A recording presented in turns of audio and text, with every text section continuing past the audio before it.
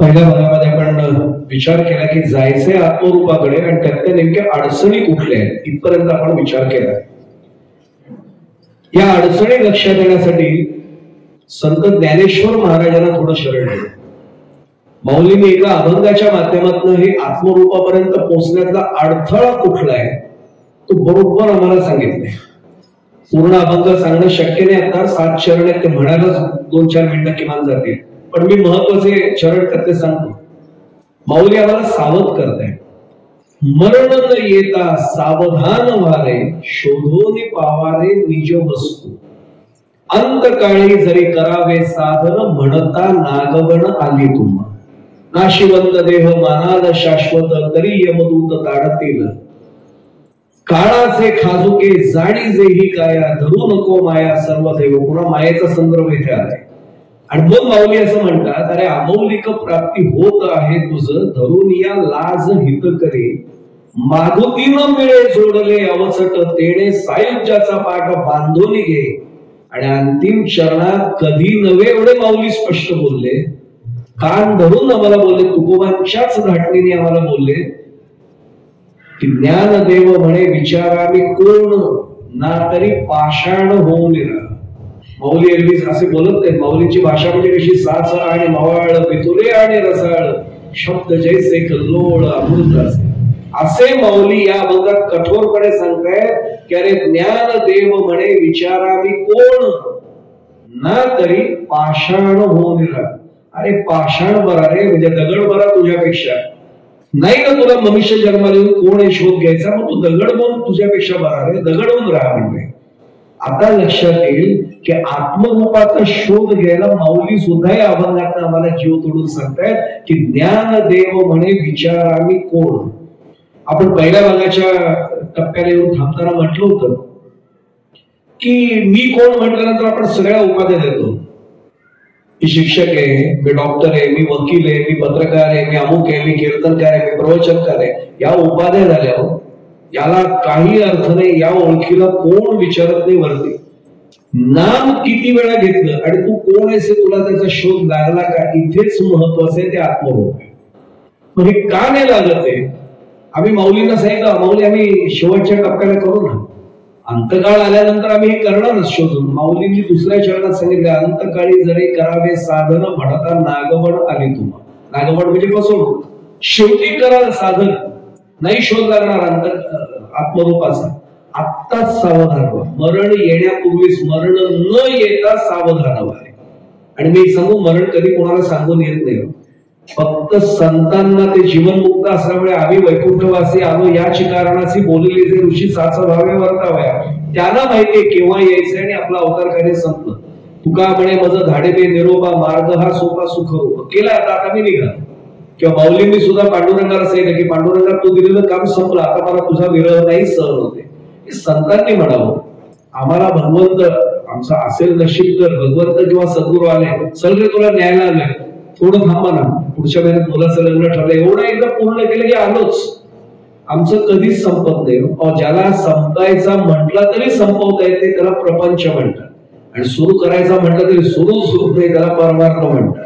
दरवर्षी म्हणतोय म्हणून पुढच्या वर्षी वारीला नक्की, पुढच्या वर्षी वारीला नक्की, पुढच्या वर्षी वारीला नक्की, पुढचं वर्षच येत नाही. मी काय म्हटलं लक्षात आलं असेल, अनेकांचे अनुभव बघा. ते पुढच्या वर्षी म्हणायचे नक्की, आता तुम्हाला आत्ता सांगतो पुढच्या वर्षी नक्की. त्याला विचारायला जा, नाही जरा काय मुलाचे 2चे 4 होतात पुरुषाच. आता कसं आहे, एकदा त्याचे 2चे हात 4 करून दिले की मोकळाच, पुढच्या वर्षी मग मोकळाच आहे. पण त्याच्या पुढच्या नाही, जरा सुनबाईला दिवस गेलेत ना, कोणतरी मोठं काळजी घेणार असायला पाहिजे ना. पण त्याच्यानंतरच्या वर्षी मग आता महाराज येणार नाही, बाळ अगदीच लहान आहे ना, ते राहतं इकडे तिकडे जाताना ते लक्ष ठेवायला. त्याच्या पुढचं तर मोठं झालेलं असेल मग जबाबदारी नाही. त्याच्या पुढच्या वर्षी जाऊन विचारा, काय मुलाला आमच्या नातवाला आई वडील नसले तरी चालतात, पण आजी आजोबा लागतातच. आजोबांशिवाय आजीशिवाय पानं झालत नाही, अडकले तुम्ही. आमचे मकरंदबुवा छान म्हणतात बरं का. मकरंदबुवा म्हणायचे की ती सुनबाई डॅम्पिस आहे, ती बरोबर तुमच्या गळ्यात लचाण दिलं लावून. असं जर संपवायचा नाही म्हटला ना, प्रपंच कोणाचाच संपत नाही, तो अडकलेलेच राहिलोय. ज्याला सुटायचंय त्यांनी स्वतःहून सुटायला लागतं. म्हणून मी एक वाक्य आवर्जून समोर माझ्या पुढच्या विवेचनाकडे जातो. प्रपंच हा प्रारब्धाने होतच राहतो. प्रपंच प्रारब्धाने होतच राहतो. परमार्थ करायला पुरुषार्थ गाजवावाच सलग. मला म्हणणं आता लक्षात आलंच आहे. मग मरण न येता सावधान वारे शोधून पावारे निज वस्तू, म्हणजे आत्मरूपाचा शोध घ्या. पावारे निज वस्तू आहे, पहारे नाही म्हटलंय. पावारे म्हणजे प्राप्त करा. मग निज वस्तू प्राप्त करा म्हणजे काय करायचं? माझी तिजोरीची किल्ली, माझा बँकेचं पासबुक, माझ्या कारची किल्ली, माझा बंगल्याची कागदपत्र, याला निज वस्तू म्हणायचे का? निज वस्तू म्हणजे मी कोण आहे हे ओळखणं, ही निज वस्तू आहे. माऊली म्हणतात मरण येण्यापूर्वी शोधून काढा तू कोण असते. म्हणून ज्ञानदेव म्हणे विचारा मी कोण. मग अडचण कुठे येते? अडचण इथे येते की मी कोण हे म्हटल्यानंतर आपण इकडे बोलतो हा काय मी दिसत नाही तुम्हाला? अहो तुमच्या समोर उभा आहे हा मी पठ्ठ्या उभा आहे. अरे या पठ्ठ्याला पुढच्या क्षणाचा भरोसा देणे असेल तर हा पठ्ठ्या तुझं रक्षण करेल. त्या पठ्ठ्याला माहिती कधी बोलतो हा पुठ्ठा उभा आहे शरीराचा. काही आपण याला मी म्हणतोय चूक. मी पुन्हा पुन्हा सांगतो हा दिसणारा देह म्हणजे मी वाटत असेल तर माझ्या इतकं मूर्ख नाही. याला आत्मरूप म्हणत नाही. मग आत्मरूप कुठे आहे? गोष्टच सांगतो आपल्याला, ती भागवतावरची आधारित गोष्ट आहे. मुळामध्ये भागवतात आलेला तो दृष्टांत आम्ही कीर्तन प्रवचनासाठी थोडा रंगवून तो सांगतो. अगदी तरी सुद्धा थोडक्यात 5 मिनिटाच्या आत तो दृष्टांत पूर्ण करू, कारण मला पुढच्या मुद्द्याकडे जायचंय. राजा रघुगण नावाचा एक राजा होता. त्यांनी भागवताचं कथन ऐकलेलं आहे, भागवत श्रवण केले, त्याला माहिती आहे. रघुगण नावाचा राजा, तो सिंधू सौवीर प्रांताचा राजा होता. सिंधू सौवीर म्हणजे आजच्या भूगोलाच्या नकाशात पंजाब हरियाणाचा भाग. तो त्यावेळी सिंधू सौवीर भागवतात ओळखला जायचा. या सिंधू सौवीरचा हा राजा रघुगण, त्याला आत्मज्ञान व्हावं, आत्मरूपाचा शोध घेण्याचा अशी इच्छा झाली. आणि एक सांगू आपल्याला, अशी इच्छा होणं हे पूर्व पुण्य असल्याशिवाय होत नाही. 80 वर्ष झाल्यावर सुद्धा काही जणांना वाटत नाही मी शोध घ्यावा म्हणून. 80 वर्ष झाली तरी देवळात नाही जावं असं वाटत. नेहमी पुढे जाण्यापर्यंत सांगतो, मला काही जण विचारतात का 80 वर्ष झाले तरी काही जणांना देवाचं नाव नाही घ्यावं असं वाटत. म्हटलं देव सुद्धा हुशार आहे, त्याला जग चालवायचंय ना पुढे. सगळे सुटलेले वैकुंठाला गेले तर देवाने पुढचं जग कसं चालवत राहायचं? तर त्यालाही हवे ते गिरायचं. पुनरपी जननम पुनरपी मरणम पुनरपी जननी जठरे शयनम. त्या संसार चालवायचा आहे त्याला. म्हणून काही जणांना हात जोडायची सुद्धा बुद्धी देत होती. नेमकं घडलं असं की रघुगणाला मात्र इच्छा झाली आत्मरूप समजून घ्यायचंच आहे. इथे बैठकीला जाणारे देखील मंडळी आता मला भेटली, त्यांनी सांगितलं की आम्ही बैठकीला जातो. एक सांगू आपल्याला, मनोबोध काढून पहा. मनाचे श्लोक 205 श्लोक आहेत. त्याच्यामध्ये समर्थांनी म्हटले देह बुद्धी ते आत्मबुद्धी करावी. देहबुद्धीचा विचार सोडा आणि आत्मबुद्धीने सुरू करा. मी अगदी सोपं उदाहरण सांगू आपल्याला त्यासाठी. प्रत्यक्ष रामचंद्र प्रभूंनी जेव्हा लंकेहून आले, वध रावणाचा झाला, विभीषणाचा राज्याभिषेक झाला आणि मग प्रसाद द्यायला सर्वांना सुरुवात केली. मी तो प्रसंग अगदी 1 मिनिटात सांगतो कारण मला दृष्टांताकडे पुन्हा वळायचंय. आणि सगळ्यांना प्रसाद द्यायला सुरुवात केल्यावर आमच्या हनुमंतरायांना वाटलं होतं, मारुतीरायांना वाटलं होतं की पहिला क्रमांक आपलाच आहे. तर तयारीतच होतं. ते म्हटले आपल्या प्रभूंना वाट नाही पाहायला पाहिजे. तर माझ्यासारखा जोगळेकर बाई कसा असतो मला माहितीच, तुम्ही माझा सत्कार करणार तर मी मुद्दाम कुठेतरी लांब थांबतो. 3 वेळा जोगळेकर म्हणतात हा पुरोहित पुरोहित. लोकांना ज्याला माहिती नव्हतं कुठे पुरोहित, कोण आहेत ते? अच्छा हे आहेत का? मग मी सगळ्यांसमोर येणार. मारुतीराय म्हटले माझ्या प्रभूंना वाट नाही पाहिला. तयारीतच होते. पहिलं नाव बहुतेक आपलंच येईल. आणि पहिलं नाव आलं कोणाचं? राजांचं आलं सुग्रीव, महाराज सुग्रीव. म्हणजे बरोबर आहे, अतिथी देव बाहेरच्या राज्याचे राजे अतिथी देव प्रभूंनी बरोबर केलं. दुसरं आपलं असेल युवराज अंगद, बरोबर आहे बेटा, तुम्हाला बाहेरच्या देशाचा युवराज आहे. अहो नल नील जांबुवंतांसह सर्वांचा सत्कार झाला. सत्कार म्हणजे प्रसाद देऊन झालं. मारुतीरायांचं नावच येईल. मारुतीरायांना असं नाही माझ्यासारखं ते बुद्धिमत्तां वरिष्ठ नाही, काय वाटलं असेल त्यांना, अरे माझं नाव आलं नाही म्हणजे आपल्याकडनं काहीतरी चूक झाली. काय चूक झाली असं शोधण्यासाठी उद्विग्न होऊन ते बाहेर पडतो. नाही काय चुकलं आपलं, प्रभूंच्या सेवेत मी कुठे कमी पडलो. तेवढ्यात प्रभूंनी ते सगळा तो प्रसंग मी टाळतो. जानकी मातेने प्रभूंकडे पाहिलं आणि प्रभूंना कळलं. आता काही जण वणकर काका मला विचारतात की काहीच बोललं नाही जानकी माता तरी प्रभूंना कसं कळलं? त्यांचं नुसतं लग्न नव्हतं झालं, ते एकमेकांशी संलग्न होते. आमचं नुसतं लग्न होतं, त्यामुळे आमचं एकमेकांना कळतच नाही. आणि मग काही वेळा सांगितल्यावरही कळत नाही. तुम्हाला एवढ्या वेळा सांगूनही कळत नाही. आम्ही माझा अनुभव सांगतोय, आपला काही माहित नाही मला. एवढ्या वेळा सांगितलं तर तुम्हाला काही डोक्यात प्रकाश नाही पडत आहे बाबा, हे ऐकावं लागतं. मी काय म्हटलं आपल्या लक्षात आलं. त्यामुळे हे प्रवचनकार कीर्तनकारांनी जरूर सांगावं, म्हणजे इतरांना जरा बरं वाटतं. अच्छा, म्हणजे तुमच्याकडे पण असंच आहे का? हरकत नाही म्हणतात. म्हणजे प्रवचनाला आल्याचा मोठा फायदा असतो हा. हे जरा बरं वाटतं सुखाने, अरे ह्यांच्याकडे पण तसंच दिसते, मग काय हरकत नाही. गंमत सोडून द्या. ते दोघांनाही कळलं. जानकी मातेने तो कंठा दिला. आपल्या सर्वांना माहिती पृथ्वी मुलाचं एक एक रत्न होतं. आणि ते दादा कोंडकेंच्या चित्रपटात ते गाणं गाजलं ना, पाहिलेस फोडून मोती राम कुठे आता, फोडून आपली छाती, फाडून आपली छाती. हे सगळ्यांना ते माहिती आहे. बोला जय जय हनुमान, ते गीत सगळ्यांना पाठ आहे. एवढ्यासाठी सांगतो, मला त्या प्रसंगात नाही मिळायचंय. रामचंद्र प्रभूंना डोळ्यातनं पाणी आलं. या बाबाला देऊ काय? त्याला त्रिभुवनात रसच नाहीये. तुलसीदासांनी छान वर्णन केलंय. क्या दीजे अब पवन तनय को त्रिभुवन रसना भाए, किया अधोमुख प्रभूने अपना नयन नीर बहाय. डोळ्यातनं प्रभूंच्या पाणी आलं. मी खरं सांगू, पांडुरंगाची, रामाची, वैजनाथ महाराजांची भक्ती कशी करावी, त्यांच्या डोळ्यात पाणी आलं पाहिजे. माझ्या या भक्ताला मी देऊ काय? आपण देऊ कायचा विचारच करायला त्याला देते, मागतच राहतो. नाही, तेव्हा जास्त काय नाही, या दोनच गोष्टी फक्त यावी. आमची यादी संपत नाही हो, म्हणून तर त्याला याद्या म्हटलंय. या आणि द्या म्हणून तर याद्या आहेत.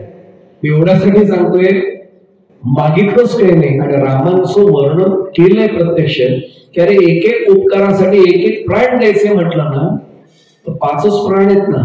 शेषस्यही उपकार आहे. प्राणाम भवाम ऋणीनो वयम, आम्ही सगळे तुझ्या ऋणात राहू इच्छितो, देऊ काय तुला?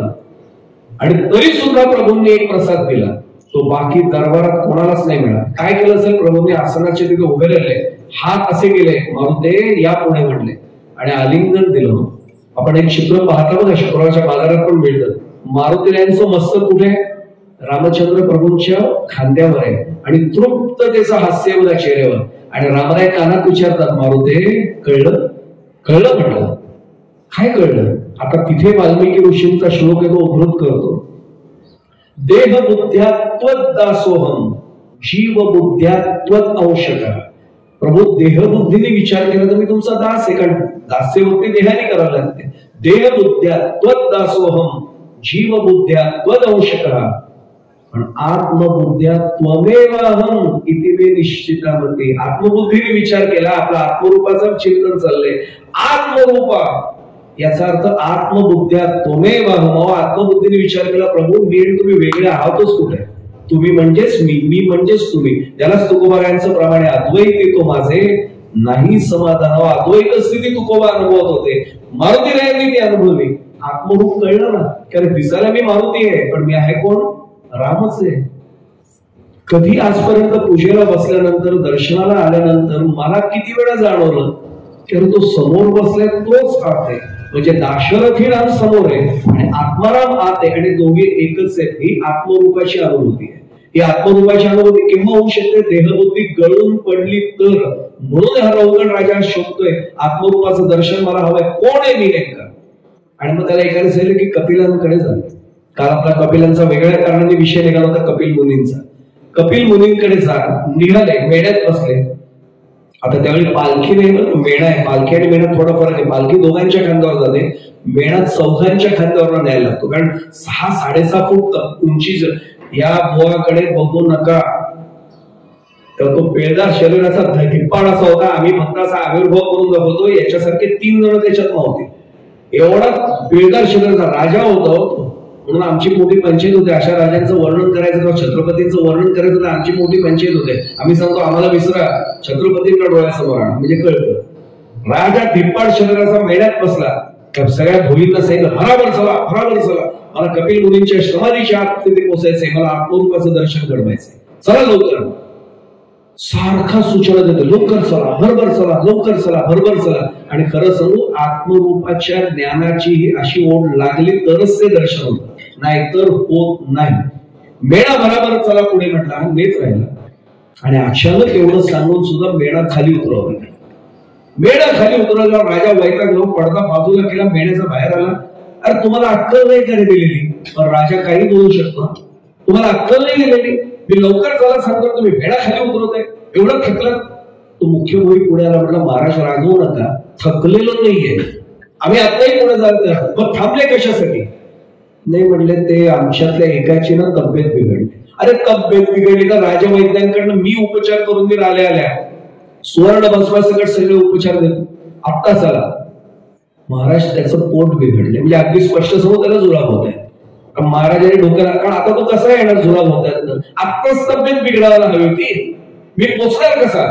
पर्यायी भुई शोधा म्हणजे चौथा तीनातनं तुम्ही चौथा भुई शोधा. आता शोधता शोधता माझ्यासारखेच बुवा त्यांना दिसले असे.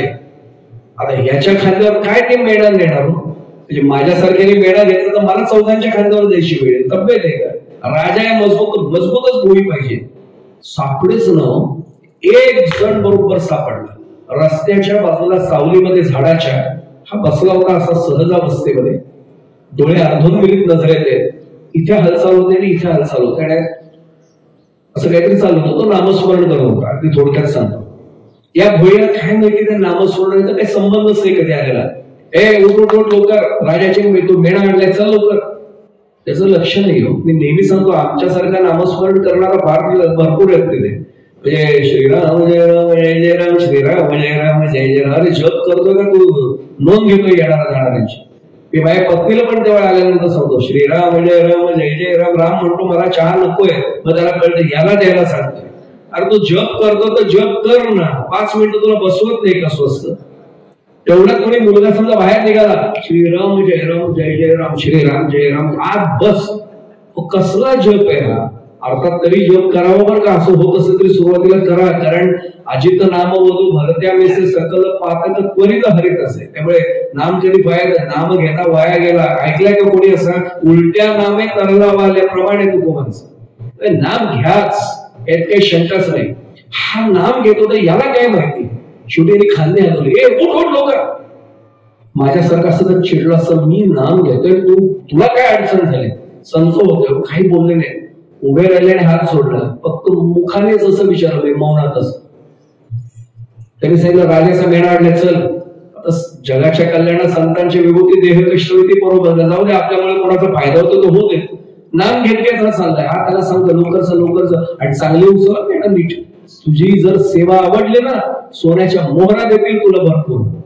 तो त्याच्याकडे एकदा पाहतो आणि हसतो म्हणजे अगदी स्मितहास्य करतो. कुत्सित हसणं आणि स्मितहास्य फरक आहे.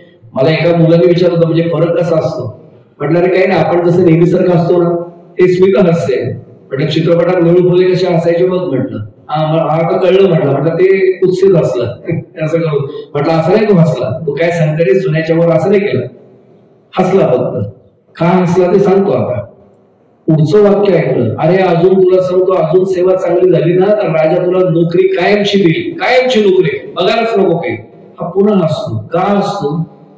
हा स्वतःच एक राजा असतो पण सर्व संघ परित्याग करून तिथे आलेला असतो. जो स्वतः राजा होता राजवाडा सोडलाय सुख सगळं सोडलंय देवासाठी आलाय आत्मरूप ज्याला दर्शन घडले तो कोण याच्यात अडकणार आहे. मगाशीच झालं ब्रह्मसत्य जगन्मित्य तो ब्रह्माशी विलीन झाला होता. कुठला याच्यात त्याला मोह राहिला माया कुठली राहिली. कोण होता हा मूळचा भरत आणि नंतर त्याला नाव मिळालं जडभरत. आमच्या संप्रदायात सगळ्यांचं प्रमाण पाठ आहे जडभरत राजा हरणी गर्भा गेला घाला तो घातला वासनेने. हा जडभरत राजा हरणाच्या पाडसाच्या मोहात अडकला. मोहात म्हणजे वाईट नव्हतं त्याचा जीव वाचवण्यासाठी पण एक जन्म घ्यावा लागला ना. कालच आपण पहिले जन्म घेणे लागे वासनेच्या तुला सांभाळायचं ना त्याला एक जन्म तुला पुन्हा हरणाचा जन्म घ्यावा लागेल. आता नीट लक्षात घ्या हा आला पुढे राजाची दृष्टी पडली आणि म्हटलं हा आपलंच प्रतिबिंब आहे. कारण शेवटी एक सांगू वैभव संपत्तीचा असो नामाचं असो किंवा साधनेचा असो चेहऱ्यावर झळकतं. ते मी स्पष्ट सांगू तुम्हाला. मी समजा आता सांगितलं माईकवरनं ते रोज जिमला जातो बरं का. तुम्ही असे हसाल अरे वा महाराज थापा मारायला पण चांगले तज्ञ आहात तुम्ही. कोण विश्वास करेल माझ्यावर मी रोज जिमला जातो असं म्हणतात हसाल तुम्ही फक्त. पण मी जर खरंच जात असतो तर तुम्हीच मला विचार असतं काय महाराज रोज जिमला वाट जाता का. जिमला जातो हे सांगावं लागतं का समोरच्याला अनुभवता येतं. साधा भाग आहे. तसा मी नाम घेतो बरं का हे सांगावं लागतं याचा अर्थ ओळखायचा अजून खूप कमी आहे.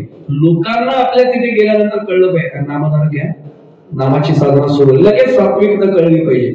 आपल्या वागण्यातनं कळलं नाही तर उपयोग काय. राजा बघतोय अरे हा आपल्यासारखाच दिसतोय भोई आहे तरी त्याला विचार भोई म्हणून काम करतोय. हो म्हटलं तो तयार झालाय. राजाने सगळे ठीक आहे आता विचारले वेळ करायला उचला मेणा उचला. मेणा उचलला गेला आणि आता चालायला सुरुवात झाली. राजा पुन्हा त्याच सूचना देतो, लवकर चला, बरोबर चला, मला पोचायचंय. आणि एवढं करून सुद्धा राजाला झटके धक्के बसायला लागले. असे असे विचित्र मेणा हलतोय. राजा मेणाचा अरे कोणाला तो नवीन होई, आतापर्यंत धक्के बसत नव्हते, याच्यामुळे झटके बसतात, नीट चाल म्हणा, अक्कल नाही का त्याला, तरी झटके बसतायत. शेवटी त्या राजानेच आज्ञा केली, मेणा खाली उतरवा. बाकीच्या भोयांना आश्चर्य वाटलं, आतापर्यंत लवकर चला म्हणतात आणि महाराज म्हणतात मेणा खाली उतरवा. मेणा खाली उतरवा लागेल. बाहेर आले पडदा घेऊन. कोणाला नवीन होई समोर उभा आला, हा समोर हात जोडून उभा आहे, नाम सुरूच आहे. तुला अक्कल नाहीये का? सांगतोय तुला मला धक्के बसतात, झटके बसतात. हा काही बोलला ना, हात सोडतोय. का झटके बसत होते? त्याला काही त्रास नव्हता द्यायचा. त्याला या खांद्यावरच्या मेण्यात कोण बसलाय याच्यात काही स्वारस्य नव्हतं. या मेण्यात जो बसलाय ना, तैसा हृदयामध्ये मी रामो असता सर्व सुखाचा आरामो की भ्रांताचे कामो विषयावरी, तो जो बसलाय ना त्याच्याशी त्याला देणं घेणं होतं. माझ्या पायाखाली किड्यामुंगे चिरडले गेले, जीव विनाकारण जर मेले माझ्यामुळे, त्याला काय वाटेल? म्हणून तो त्याला चुकवत चालत होता आणि राजाला झटके बसत होते. मी अगदी उदाहरण सांगतो तुम्हाला. हे सगळं घडलं याच्यात खरा दृष्टांतात मला आठवलं म्हणून मी नेहमी उपदृष्टांत देत असतो. अकबर आणि बिरबलाचा उपदृष्टांत माझ्या नेहमी डोक्यात असतो. अकबर त्याच्यात बाकी विसरा बघ, आणि ही गोष्ट खरी आहे का खोटी आहे डॉक्टर साहेब हे पण मी कधी चिंता नाही करत. आपल्याला तो उपयोगी दृष्टांत म्हणून फक्त पाहायचा. आणि अकबर बिरबलाचा संवाद बाकी विसरा, मी काय लक्षात ठेवायचं थोडं नंतर सांगतो. एक दिवशी अकबर बादशाला दरबारातच निरोप आला, बेगमने स्वतः खाणं बनवले, लवकर आत या. यांनी त्याचा आवडता कोण? बिरबल होता. त्याला खरं नाव बीरबल आहे. ते अपभ्रंशाने बिरबल बिरबल सगळं झालं. त्याला सांगितलं, बिरबल मेरे साथ खाना खाने नको. बिरबल म्हटलं, जी हुजूर जहा पना जैसे आपकी आज्ञा. थांबला बिचारा. अकबर इकडे बसलाय, बाजूला बिरबल बसलाय. बेगमने स्वतः खाणं वाढलंय दोघांना. आता त्याच्याकडचं खाणं म्हणजे काय, पुरोहित बुवाच्याकडचं काय साधं स्टीलचं ताट आणि वाटा होते का? ते सगळे सोन्या चांदीचे सगळे रांगोळी वगैरे काढलेली, छान बसायला पाठ, समोर चंदनाचा पाठ. आणि वाढलं, भाकरी वाढली होती आणि आपल्या भाषेत वांग्याचं भरीत होतं. त्यांच्याकडे बैंगन का भरतात, ते वाढलं. राजाने पहिलाच घास अकबर बादशाने खाल्ला आणि इतकं झकास जमलं होतं ते. थोडं आता फक्त दृष्टांत म्हणून ऐका बरं का, काय डोळ्यासमोर आणू नका. जोगळेकर बाईंना झाल्यावर विचारलं, इथे पण आहे का बैंगन का भरतात? गंमत सोडून द्या त्यातली, नंतर आहे सगळ्यांना महाप्रसाद, काही काळजी करू नका. पण आता तेवढं फक्त दृष्टांत म्हणून ऐका सोडून द्या. अकबर खुश. अकबराने सांगितलं, बिरबलाने खाणं सुरू नव्हतं केलं, कारण अकबराचं खाणं पहिलं सुरू झाल्याशिवाय हा कसा खाईल. अकबराने बिरबलाकडे बोललं, बिरबल क्या बैंगन का भरता बना है? बिरबल एक बात बताओ तुम्हें. जी हुजूर.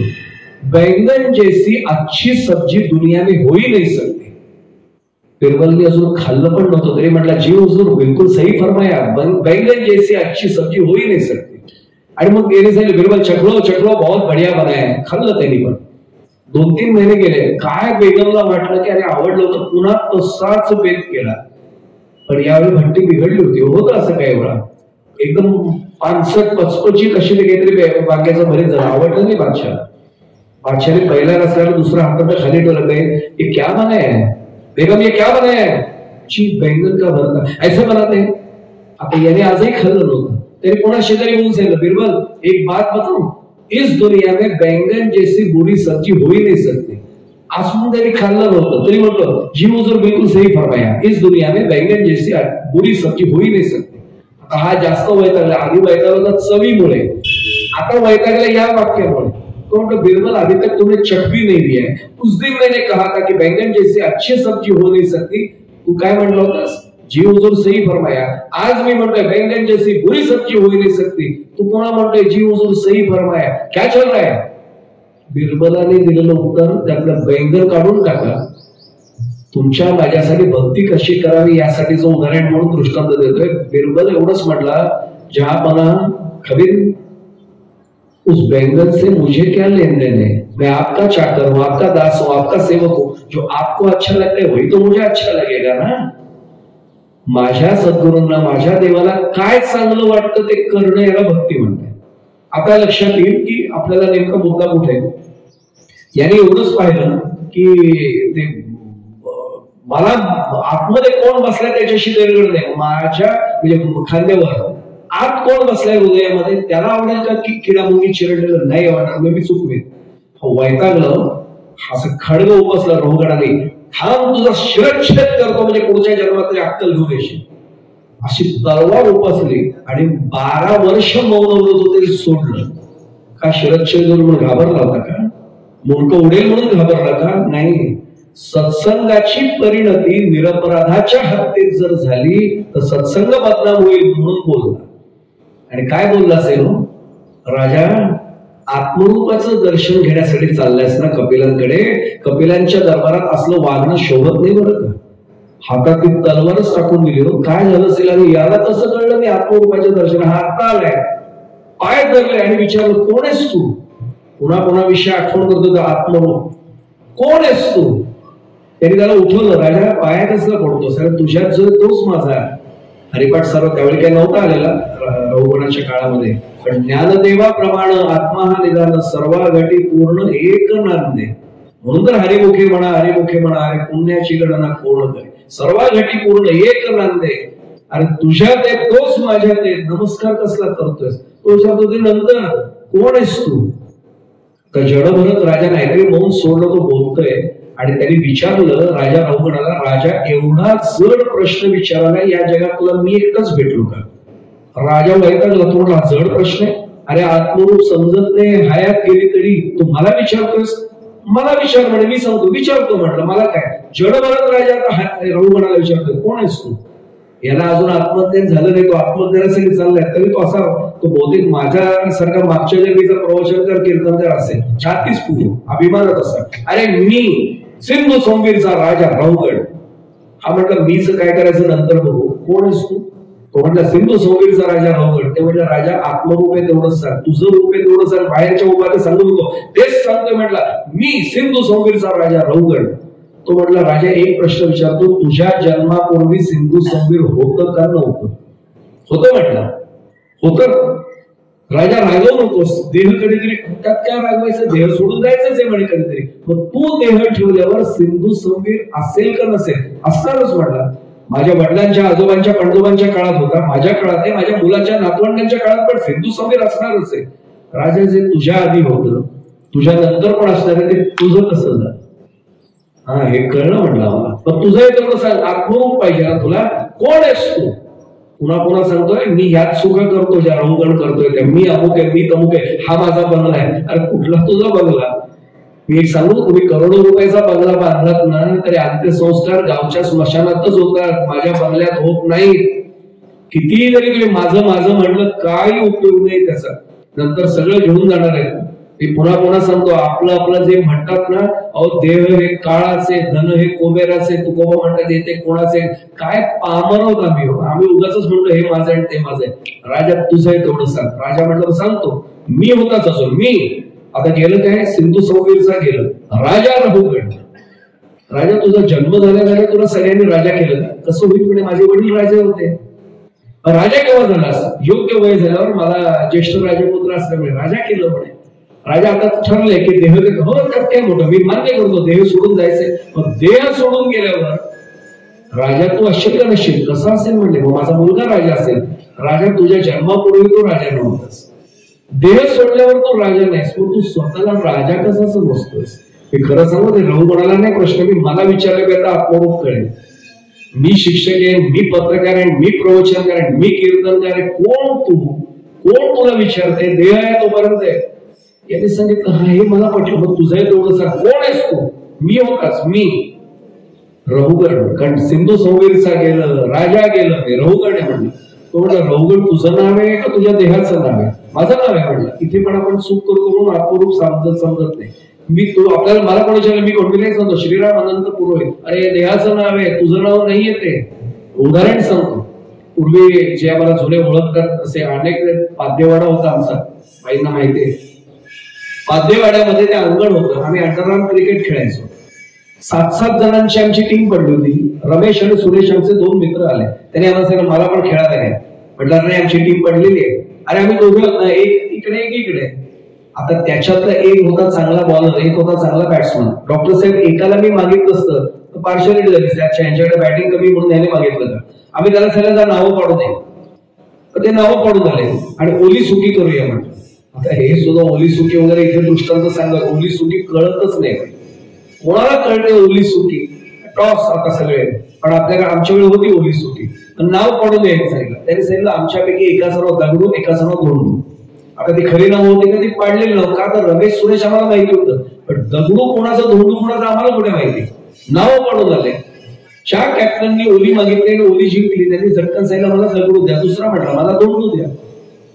आता माझा साधा प्रश्न आहे, खेळ सुरू झाला, खेळ संपला, आज काय आम्ही त्या दोघांना आमच्या मित्रांना दगडू धोंडू म्हणून हात मारले का रमेश सुरेश म्हणून हात मारले? रमेश सुरेश म्हणून आम्ही हात मारले. दगडू धोंडू काय होती? खेळात सहभागी होण्यापुरते नावं होती. मग ही नावं काय आहेत? जीवनाच्या खेळात सहभागी होण्यापुरती नाव आहेत. कारण माणूस नुसतं नाव ठेवलं असतं तर घोटाळे म्हणून पूर्वजांनी नाव ठेवलंय. आणि दुसरं मी गमतीत सांगतो, लोकांनी नावं ठेवू नयेत म्हणून आधीच नाव ठेवलंय. ज्यांना कळायचं त्यांना कळलं एक नाव असलेलं बरं, मी लोक तरी नाव नाही ठेवणार. एक साधा भाग सांगतो, ही जीवनातल्या खेळात सहभागी होण्याची नाव आहे. ती खरी नावं कशी असतील? मी गेलो याचा अर्थ तो देह गेला. एक सोपं उदाहरण सांगतो, लगेच कळेल. समजा उद्या असं गृहीत धराने राष्ट्रपती झालं, म्हणाला काय बिघडतं? राष्ट्रपती झालं. किती काळ राष्ट्रपती? 5 वर्ष. किंवा मी राजीनामा देईपर्यंत मी राष्ट्रपती, किंवा तो आत बसलाय ना चैतन्यनाथ, त्याने राजीनामा देईपर्यंत मी राष्ट्रपती. बरोबर आहे. समजा उद्या 3.5 वर्ष झाले आणि आपल्याने राजीनामा दिला, ते संपलं. समजलं आपल्याला राम नाम सत्य आहे.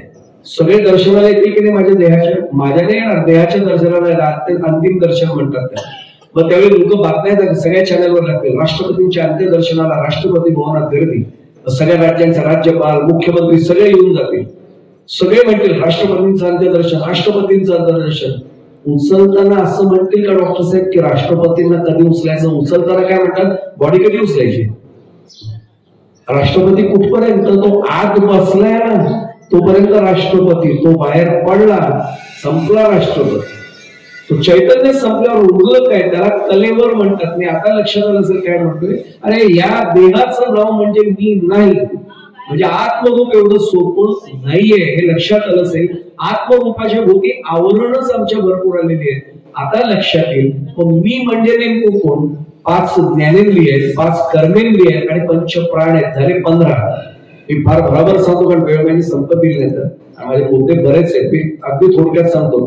5 ज्ञानेंद्रिय, 5 कर्मेंद्रिय आणि 5 प्राण झाले 15. आणि मग त्याला मन, त्याला चित्तही तुम्ही म्हणा, आणि बुद्धी, हे 2 जोडले की झाले 17. या 17चं जे कडबोळ आहे ना त्याला मी असं आपण समजतो, तो सुद्धा मी नाही. याचं कारण सांगू, हात माझं कर्मेंद्रिय मान्य आहे, पण आपण काय पटकन म्हणतो का महाराज असं नाही, जरा माझा ना कालपासून हात दुखतोय. कोण म्हणतोय? आपला म्हणतोय माझा हात दुखतोय. मी समजा डॉक्टर परांजपे काकांकडे गेला आणि माझे ना पाय हल्ली दुखत आहेत, म्हणजे माझे पाय दुखतात याची जाणीव असणारा कोणतरी वेगळा आहे ना. मी काय म्हणतो आपल्या लक्षात येत आहे? माझे पाय दुखत आहेत, तो म्हणणारा कोणतरी आतमध्ये वेगळा आहे, तो म्हणजे मी आहे. आणि मी सांगतोय देह. जर माझे हात माझे पाय हे जर मला कळतंय, तो ज्याला कळतायत ना ते चैतन्य म्हणजे मी आहे खरा, पण आम्ही त्याला विसरलोय आणि देह म्हणजे मीच सांगतोय. आणि मग खरं सांगू आपल्याला वयाच्या 30, 35, 40 पर्यंत देहाचा केवढा अभिमान असतो आपल्याला, राजवाडात असतो. एकदा गोळीबार सुरू झाला ना, गोळीबार म्हणजे सकाळी 3 गोळ्या, दुपारी 3 गोळ्या, रात्री जेवणानंतर 3 गोळ्या, की माणूस आपल्या मित्राला किंवा मैत्रिणीला खरंच सांगतो, खरं सांगू आता कंटाळलंय देवा एकदा उचल रे बाबा. ते सुद्धा खोटं असतं ना, त्या हिसाबनीतीत ती पण गोष्ट आली. एक गोळी विके असून तो बिचारा जंगलात म्हणतो देवा एकदा उचल रे बाबा. देव नेमका रिकामा होता त्या दिवशी, समोरच झाला. कोण रे तू? अरे देव मी. तू बाका म्हटला ना उचल रे बाबा. मला नाही, गोळी जड झाली म्हणजे एकदा उचल रे बाबा. तो आल्यानंतर ती पण तयारी नसते. मी खरं सांगू आपल्याला, आपण कुठेच ना अध्यात्म मध्यात लटकलोय कुठेतरी. आपण इथे नाही तिथे नाही, लटकलेलोच राहिलोय. म्हणून आम्हाला मीची ओळख पटत नाही. मी अगदी संकटेच्या भागाकडे जाण्यासाठी अगदी असं सार आपल्या समोर काय ठेवायचं म्हणून सांगतो. का नाही आत्मरूपाची ओळख होत? आपल्याला माऊली तर सांगतायत की जय जय स्वसंवेद्या आत्मरूपा. मग का नाही आत्मरूप कळत आहे? आपल्या भोवती आवरणच प्रचंड चढले, आवरणच प्रचंड चढले. मी आपल्याला अगदी सोपं करून सांगतो.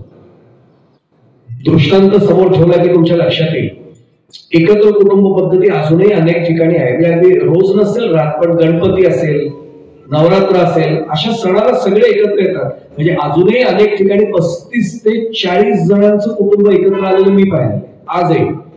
आणि असं एक नेमकं घरामध्ये सण होता आणि ती माऊली बिचारी स्वयंपाक करते. बरं, पूर्वीची गोष्ट आहे, त्यामुळे विश्वास ठेवा. ती माऊली पूर्ण सोहळ्यामध्ये स्वयंपाक करायची, पूर्ण सोहळ्यात. स्नान झालं आणि तिने ती रेशमी नऊवारी साडी नेसली. आता ते पण हल्ली सांगायला लागतं की ते नऊवारी साडी नेसता यायची पूर्वी.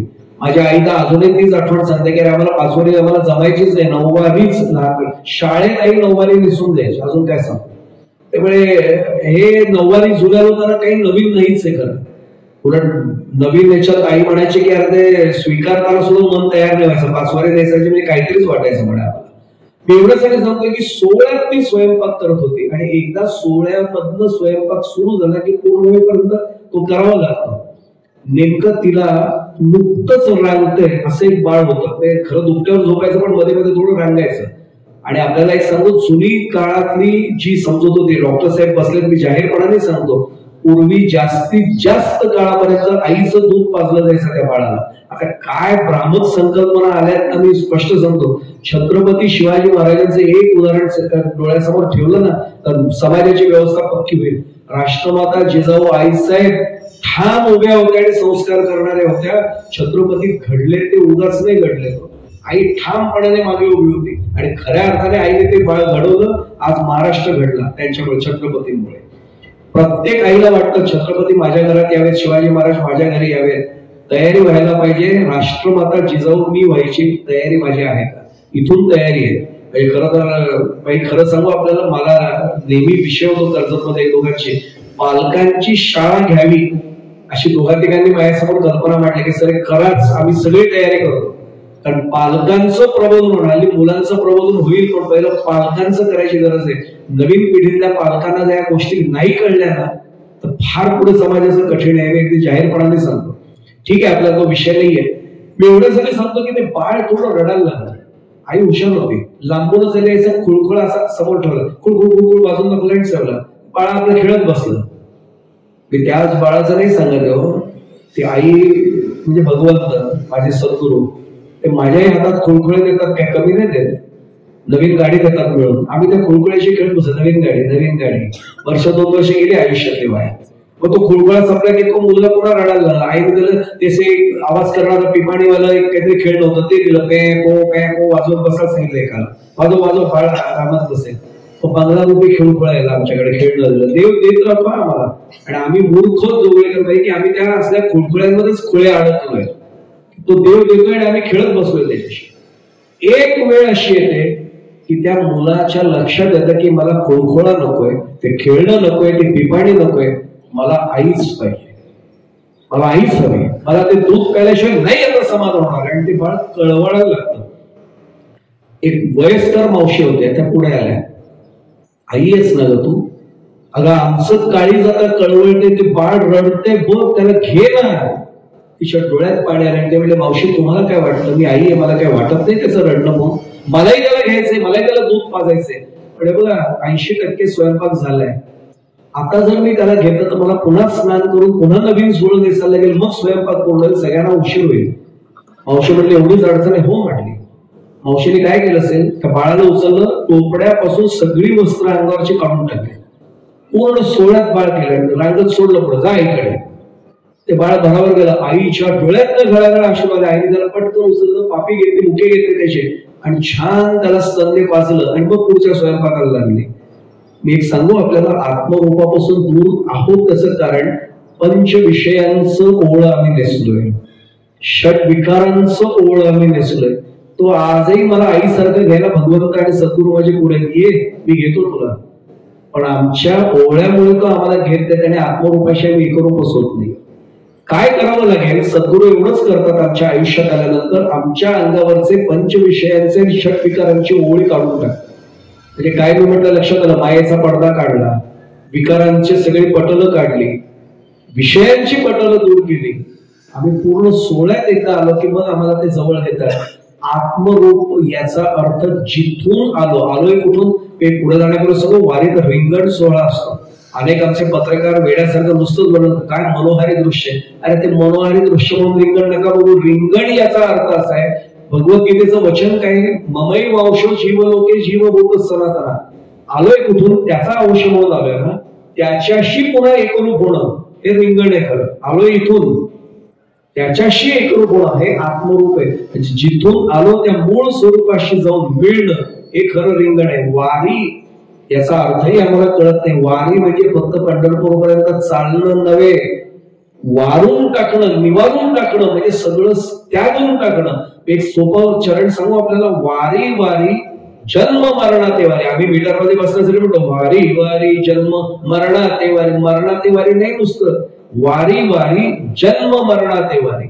जन्म मरणाचंच निवारण झालं, संसारातनं सुटलो ना आपण, ती देवीची प्रार्थना आहे खरी. त्यासाठी वारी आहे आणि त्यासाठी रिंगण आहे. म्हणजेच पुन्हा आम्ही कोणाशी समरूप होतोय, आत्मरूपाशी एकरूप होतोय. आत्मरूपाशी एकरूप होणं हा त्यातला महत्वाचा भाग आहे. की शेवटची 5 मिनिटं फक्त आपली मागून देतो. खूप बोलण्यासारख्या पण मी 5 मिनिटं आपल्या अजून मागतो. दृष्टांतच फक्त समोर ठेव. एक माझा विद्यार्थी होता, डॉक्टर साहेब, जळगावचा होता मूळचा. लग्नही त्याचं, स्वतः सॉफ्टवेअर इंजिनियर होता. त्या गोष्टीला 20-25 वर्ष झाली. त्यावेळी त्याला 60,000चं वणकर पॅकेज होतं. आता 60,000चं पॅकेज पूर्वीच्या काळी खूप वाटायचं, आता ते कोणी मिळवतं सोडून द्या, पण त्यावेळी सॉफ्टवेअर इंजिनियर IT क्षेत्रात होता. 60,000चं पॅकेज होतं. त्यांनी लग्न केलं. ती जळगावचीच मुलगी होती. त्यांनी आई वडिलांना सांगितलं की तुम्ही मुलगी निवडली, ती पूर्वी असं होतं बरं का.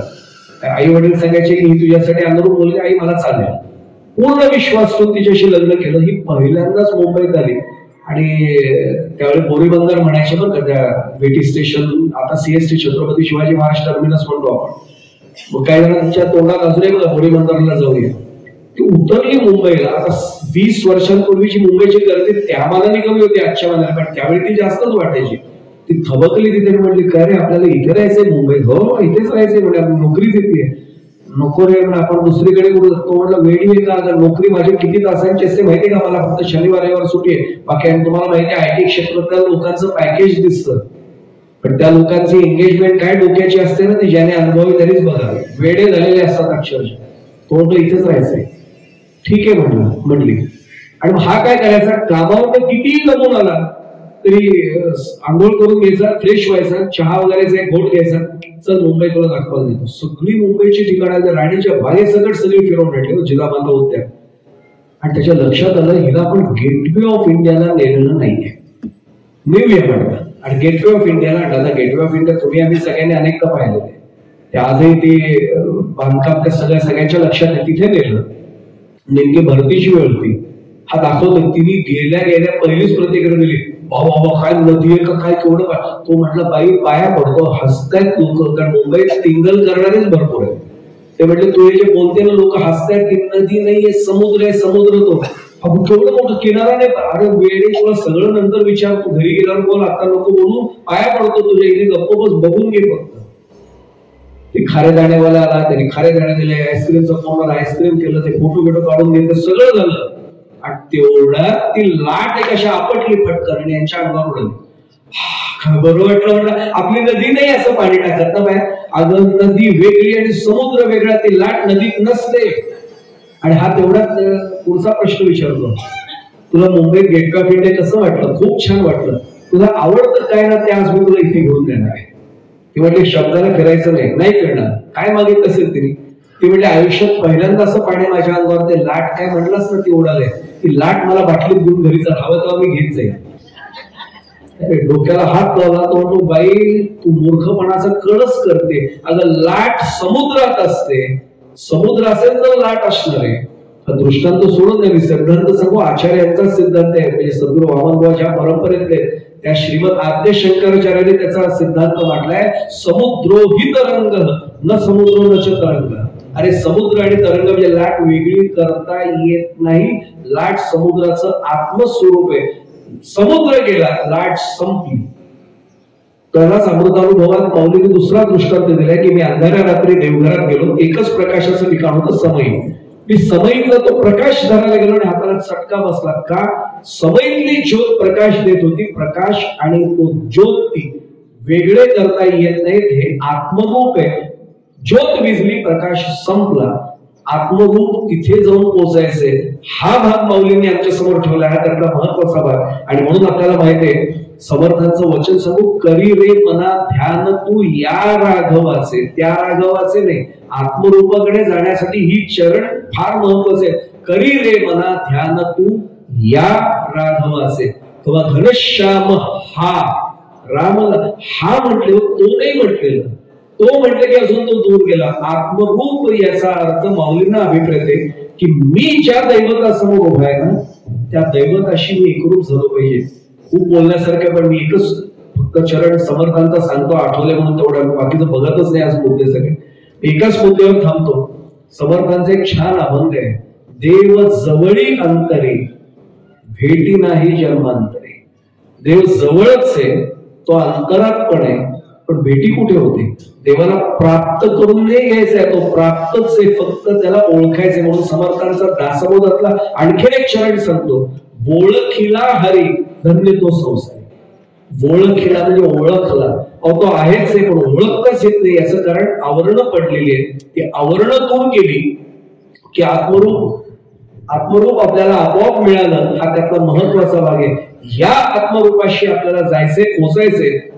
म्हणून तिथपर्यंत पोहोचणं हे माऊलींना अभिप्रेत आहे. म्हणून माऊलींनी वर्णन केले की ओम नमो ज्याद्या वेद प्रतिपाद्या जय जय स्वसंवेद्या आत्मरूपा. अजून तासभर बोललो तरी हा विषय पूर्ण होणार नाही, पण माझी आजची मर्यादा वेळेची संपले. म्हणून आज नाईलाजाने मी इथेच वाणीला पूर्ण देतोय. माझी एकच प्रार्थना सद्गुरू वामनबुवांच्या आणि माझ्या सद्गुरूंच्या ब्रह्मचैतन्य महाराजांच्या चरणावर, वैजनाथ महाराजांच्या चरणावर एकच राहील, आपल्या सर्वांचा प्रतिनिधी म्हणून. ज्ञानेश्वरीचं पारायण अनेकदा आमच्याकडनं घडावं, अजूनही घडत राहावं, पण यातल्या एक तरी ओवी अनुभवावी जी नामदेव महाराजांनी म्हटली. ही पहिली ओवी जरी आम्हाला अनुभवता आली आणि आत्मरूपाचा शोध लागला, काय अजून मिळवायचे अध्यात्मामध्ये? आत्मरूप ज्याने जाणलं तो भगवंताशी एकरूप झाला. तिथे पोहोचण्यासाठी आमचा मार्ग त्यांनी प्रशस्त करावा ही मागणी आपल्या सर्वांचा प्रतिनिधी म्हणून त्यांच्या चरणाशी करतो. आपण सर्व देवतुल्य मायबाप श्रोते आपल्या सर्वांच्या चरणी नतमस्तक होतो. कृतीने शक्य नसलं तरी मनाने भावनेने आपल्या सर्वांच्या चरणी साष्टांग प्रणिपात करतो. माझी एकच नेहमीची प्रार्थना, कृपावंत व्हा आणि आशीर्वादाचे दुनियात माझ्या मस्तकावर कायम ठेवा ही प्रार्थना आपल्या चरणाशी करतो. झालेली सेवा भगवान वैजनाथ महाराजांच्या, सद्गुरू वामनबुवांच्या, माझे सद्गुरू प्रत्यक्ष ब्रह्मचैतन्य महाराज आणि रामरायांच्या आणि पंढरीनाथ परमेश्वराच्या चरणी समर्पित करतो. माऊली तुकोबाराय संतांच्या चरणी समर्पित करतो. इथेच वाणीला पूर्ण देतोय. कृष्णाय वासुदेवाय हरये परमात्मने प्रणत क्लेशनाशाय गोविंदाय नमो नमः. विठ्ठल विठ्ठल विठ्ठल विठ्ठल विठ्ठल विठ्ठल. कुंडलिक वरदा हरि विठ्ठल श्री ज्ञानदेव तुकाराम पंढरीनाथ भगवान की जय. माऊली ज्ञानेश्वर महाराज की जय. जगद्गुरु तुकाराम महाराज की जय. सद्गुरु श्री वामनबुवा ब्रह्मचारी महाराज की जय. नमः पार्वती पते हर हर महादेव. मंगलमूर्ती मोरया. रामकृष्ण श्रीराम. ओम तत्सत ब्रह्मार्पणमस्तु. श्रीराम.